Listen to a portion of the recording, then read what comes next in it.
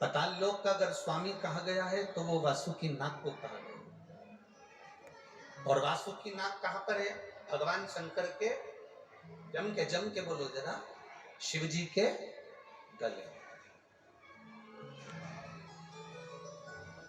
अब जब वासुकी नाग भगवान शंकर के गले में है और शास्त्र कह रहा है कि पाताल लोक में सूर्य की किरण नहीं जाती, पर पाताल लोक में इतना प्रकाश रहता है, तो वो प्रकाश कहां से आता है?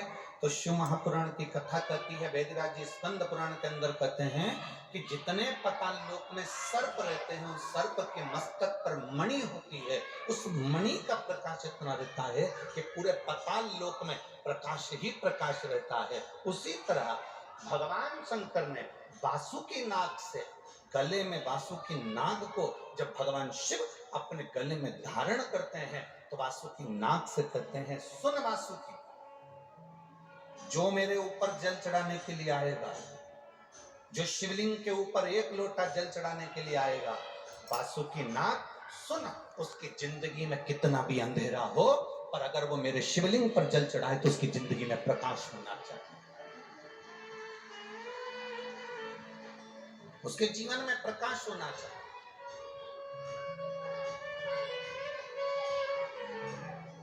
कितने लोग हैं जो शंकर जी के मंदिर में 1 लोटा जल चढ़ाते हैं? हाथ उठाओ जरा, सभी चढ़ाते हो, रख लो, वापिस रख लो, धन्यवाद, बहुत बहुत बाबा की कृपा।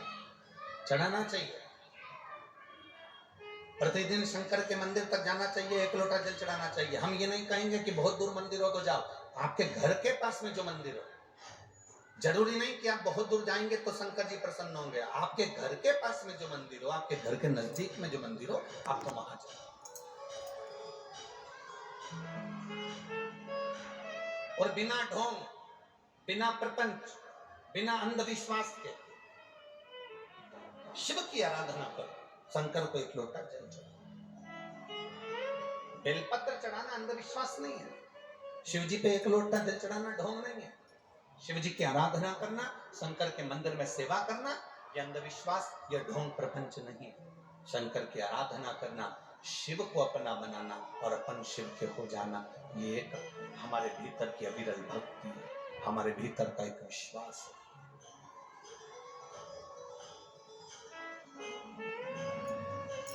आज दुनिया के लोग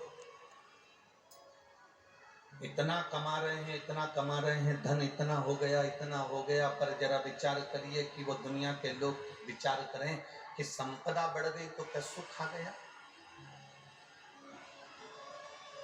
ये लगता है हमें, यहाँ जितनी माताएं बैठी ना, इनको लगता है मेरे बेटे की शादी हो जाए, बहू घर में आ जाए, जब बहू आ जाएगी तो मैं सुखी हो जाऊंगी। यहाँ इतनी सारी बूढ़ी बूढ़ी माताएं बैठी, इनसे पूछो इनकी बहू आ गई तो कितनी सुखी,